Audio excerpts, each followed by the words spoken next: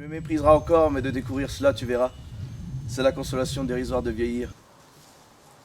La vie, ce n'est peut-être tout de même que le bonheur. Le bonheur. Un pauvre mot, hein. Quel sera-t-il, mon bonheur? Quelle femme heureuse sera-t-elle, la petite Antigone? Quelle pauvreté faudra-t-elle qu'elle fasse? Elle aussi, jour par jour, pour arracher avec ses dents son petit lambeau de bonheur. Dites, à qui devra-t-elle mentir? À qui sourire? À qui se vendre? Qui devra-t-elle laisser mourir en détournant le regard? Tu es folle. Tais-toi. Non, je ne me tairai pas. Je veux savoir comment je m'y prendrai pour vivre. Tout de suite, puisque c'est tout de suite qu'il faut choisir. Vous dites que c'est si beau la vie. Je veux savoir comment je m'y prendrai pour vivre. Tu aimes Aimon? Oui, j'aime Aimon. J'aime un Aimon dur et jeune. Un Aimon exigeant et fidèle comme moi. Mais si votre vie, votre bonheur doivent passer sur lui avec leur usure, si Aimon ne doit plus pâlir quand je pâlis, s'il ne doit plus me croire morte lorsque je suis en retard de 5 minutes, s'il doit devenir près de moi le monsieur Aimon, s'il doit apprendre à dire oui lui aussi, alors je n'aime plus Aimon. Tu ne sais plus ce que tu dis. Tais-toi. Si, je sais ce que je dis.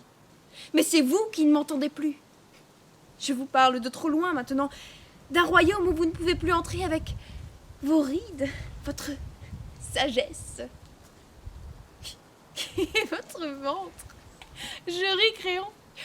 Je ris parce que je t'imagine à tes 15 ans tout à coup. Et c'est le même air d'impuissance et de croire qu'on peut tout. La vie t'a seulement ajouté ces petits plis sur le visage et cette graisse autour de toi. Vas-tu te taire enfin? Pourquoi veux-tu me faire taire? Parce que tu sais que j'ai raison. Tu crois que je ne lis pas dans tes yeux, que tu le sais. Tu sais que j'ai raison, mais tu ne l'avoueras jamais parce que tu es en train de défendre ton bonheur en ce moment comme un os. Oui, le tien et le mien, imbécile.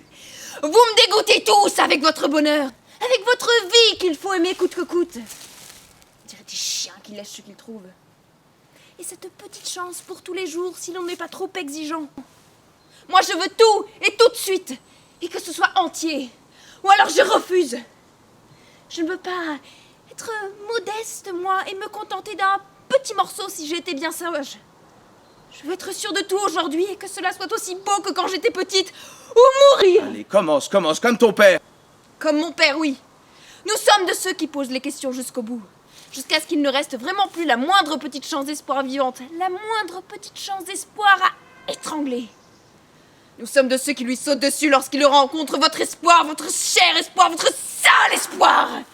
Toi, si tu te vois écrire ces mots, tu es laide. Oui, je suis laide. C'est ignoble, n'est-ce pas, ces cris, ces sursauts, cette lutte de chiffonnier. Papa n'est devenu beau qu'après quand il a été bien sûr enfin qu'il avait tué son père et que c'était bien avec sa mère qu'il avait couché et que rien, plus rien ne pouvait le sauver. Alors, il s'est calmé tout d'un coup. Il a eu comme un sourire. Il est devenu beau. C'était fini.